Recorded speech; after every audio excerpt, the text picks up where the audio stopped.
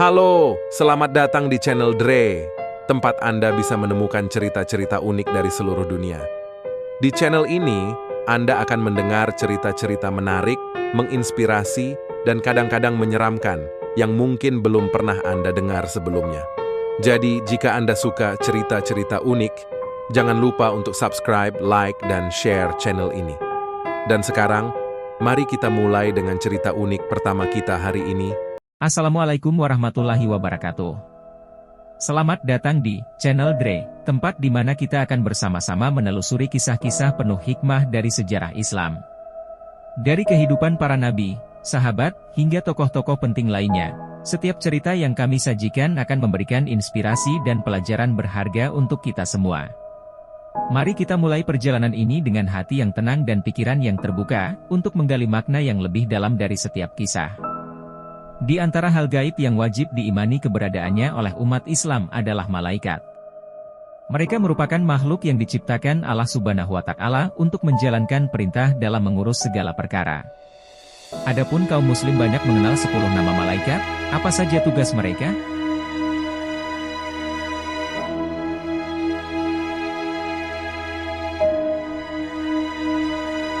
Malaikat adalah makhluk ciptaan Allah yang terbuat dari cahaya, nur.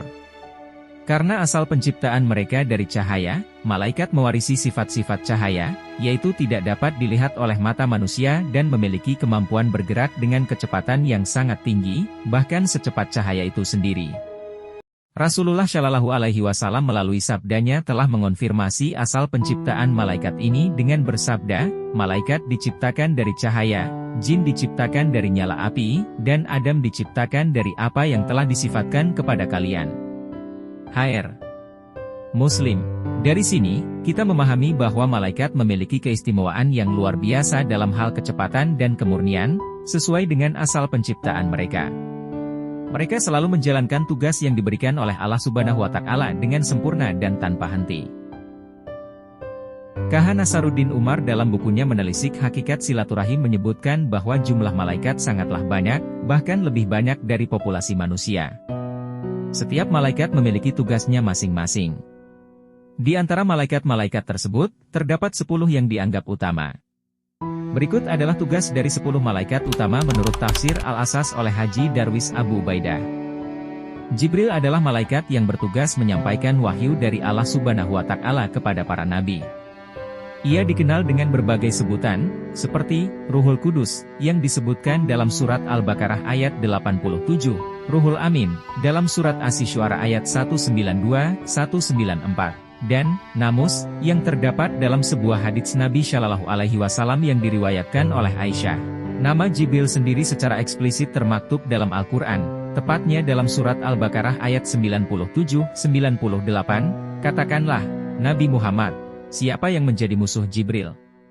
Padahal, dialah yang telah menurunkan Al-Quran ke dalam hatimu dengan izin Allah sebagai pembenaran terhadap apa? Kitab-kitab yang terdahulu, dan petunjuk serta berita gembira bagi orang-orang beriman. Lebih lanjut, dalam ayat berikutnya disebutkan, siapa yang menjadi musuh Allah, malaikat-malaikatnya, rasul-rasulnya, Jibril, dan Mikail. Sesungguhnya Allah adalah musuh orang-orang kafir.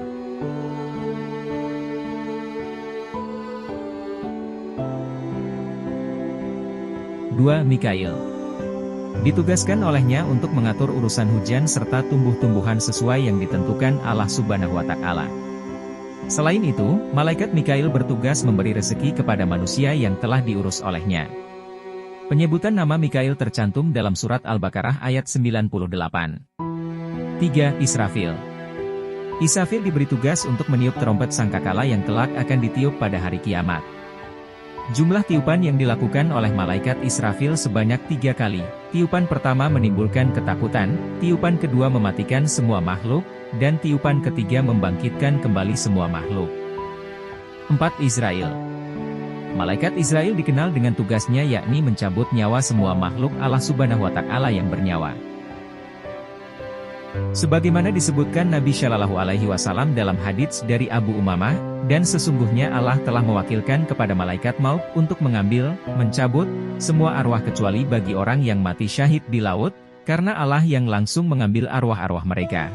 Allah mengampuni semua dosa orang yang mati syahid di daratan kecuali hutang, sedangkan untuk orang yang mati syahid di laut diampuni Allah semua dosanya termasuk hutang. Khair Ibnu Majah. 5. Munkar.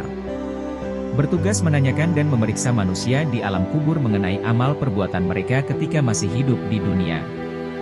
Rasulullah Shallallahu Alaihi Wasallam pernah menuturkan nama malaikat ini dalam sabdanya dari Abu Hurairah, apabila mayat, salah seorang di antara kamu, selesai dikuburkan, datanglah kepadanya dua malaikat yang berwarna hitam keabu-abuan. Satu bernama Munkar dan yang satunya lagi bernama Nakir. Khair Tirmidzi. 6. Menakir. Tugasnya sama dengan malaikat Munkar, yakni dalam menanyai manusia di alam kubur tentang amal mereka. 7. Rakib. Ditugaskan Allah Subhanahu wa Ta'ala untuk mencatat segala amal baik yang dikerjakan manusia, baik yang telah dilakukan, sedang dilaksanakan, maupun rencana baik yang hendak ditunaikan. 8. Atid. Kebalikan dari rakib, malaikat atid bertugas mencatat amal buruk manusia yang telah dilakukan. Diketahui bila seseorang yang mengerjakan dosa atau maksiat, maka keburukannya tidak langsung ditulis oleh malaikat atid, melainkan akan ditunggu terlebih dahulu sekian waktu. Allah Subhanahu wa Ta'ala bermaksud demikian agar para hamba dapat bertaubat terlebih dahulu dan menyesali perbuatannya sehingga tak terhitung dosa. 9. Malik. Ditugaskan dalam menjaga pintu neraka. Mereka dikenal juga sebagai malaikat Zabaniyah dan jumlahnya begitu banyak. Adapun Malik disebut sebagai pemuka dari para malaikat tersebut. Keberadaan malaikat penjaga neraka ini tercantum dalam surat Az-Zuhruf ayat 77. Mereka menyeru, "Wahai malaikat Malik, hendaklah Tuhanmu mematikan kami saja." Dia menjawab, "Sesungguhnya kamu akan tetap tinggal di neraka ini." 10. Ridwan. Bertugas sebagai malaikat penjaga surga. Meskipun namanya tak tercantum jelas dalam Al-Quran dan Hadits, tetapi para ulama berpendapat sebutannya demikian. Mengenai malaikat penjaga surga ini, Allah Subhanahu wa Ta'ala nyatakan dalam surat Az-Zumar ayat 73, orang-orang yang bertakwa kepada Tuhannya diantar ke dalam surga secara berombongan sehingga apabila mereka telah sampai di sana dan pintu-pintunya telah dibuka, para penjaganya berkata kepada mereka, "Salmun alaikum, semoga keselamatan tercurah kepadamu, berbahagialah kamu. Maka, masuklah ke dalamnya, untuk tinggal selama-lamanya."